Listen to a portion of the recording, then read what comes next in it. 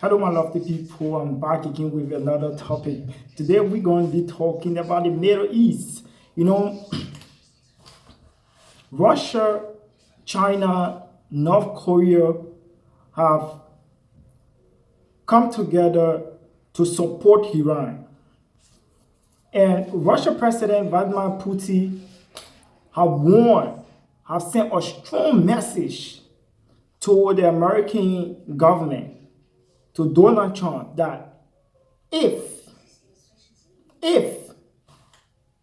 they make any attempt to supply weapons to the Israelis, the war in the Middle East is going to escalate. It will escalate. And which, of course, the whole world are not in support of what is going on in the Middle East.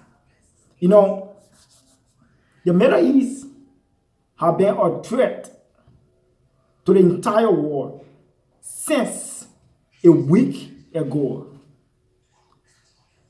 Israelis have the audacity to strike against their neighboring country. Within 3 years, they have fought 3 countries. Now, they are in Iran to fight.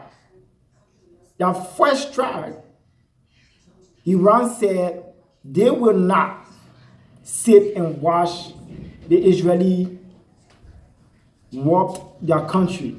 They will fight back and make sure that the Israeli pay for what they have done.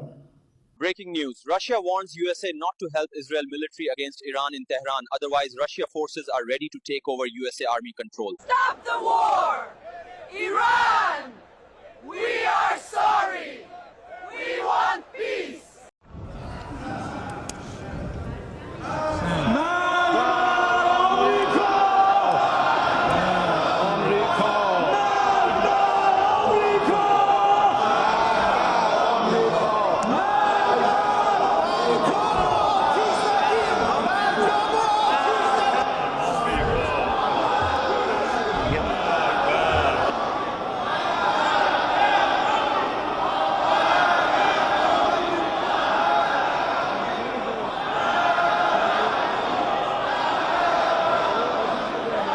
And breaking news coming at this point of time. Israeli Defense Ministry says several cargo planes carrying armaments and military equipment for the IDF landed in Israel today. The vast majority of the planes have come from the US. It is a part of efforts to strengthen operational continuity and support all the IDF's needs, both for achieving the goals of the war and for improving readiness and stockpiles. Since the start of Israel's operation against Iran, 14 cargo planes with equipment for the IDF have landed in Israel. And that's the news coming in that the Israeli Defense Ministry says several cargo planes carrying armaments and military equipment for the IDF landed in Israel today. The vast majority of the planes have come from the United States of America. This comes, of course, after US President Donald Trump yesterday clearly stated that we have superiority over the Iranian skies, clearly asserting that US is with Israel in the ongoing war. And now what we're also getting you the latest is that US is also assisting the Israeli defense personnel, with the IDF saying that several cargo planes carrying armaments and military equipment for the IDF has landed in Israel today. Earlier, 14 cargo planes with equipment were transferred to Israel through the United States of America. That's since the start of the Israel's Operation Rising Lion against Iran. We are on day 7 of the Israel-Iran conflict. Till now, 14 cargo planes with equipment for the IDF have landed in Israel.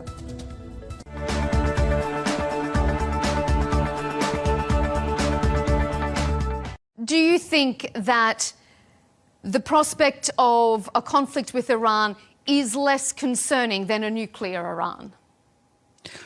Well, first, I would like to ask whether you have any interest at all in fact checking what your guest just said with a bald-faced lie about how Iran currently has enough enriched uranium to build 10 nuclear bombs.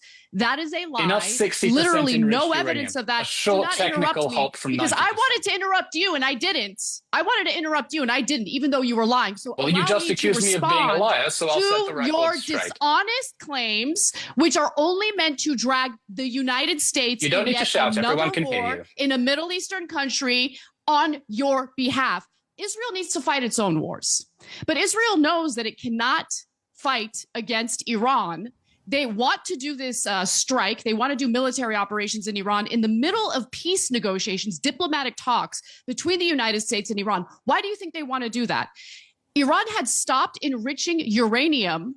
They stopped their nuclear program as a result of the Iran nuclear deal that was signed in 2015. Benjamin Netanyahu, Israel's prime minister, was not happy with that deal because he wanted war with Iran. He wants regime change, and he wants the United States military to fight that war on behalf of Israel. It is unacceptable, and we're not falling for it again. You can go all the way back to 2012, and you can hear speeches featuring Netanyahu claiming that Iran was days away from developing a nuclear weapon. It was always a lie. It was a lie then. It's a lie now. And it's absolutely disgusting that more lives are on the line thanks to the lies that are being spewed by propagandists like Elon on outlets like this. You're a liar. We're not going to go to war on your behalf. Sorry.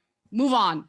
All right, I'm going to bring in Jasmine in just a moment, but I'm going to let Elon respond to that before we bring Jasmine in. Because your guest just accused me of being a liar, so I think I have a right to respond. You are a liar. Well, indeed. And just a moment, Anna. So that's Elon why I'm letting you respond.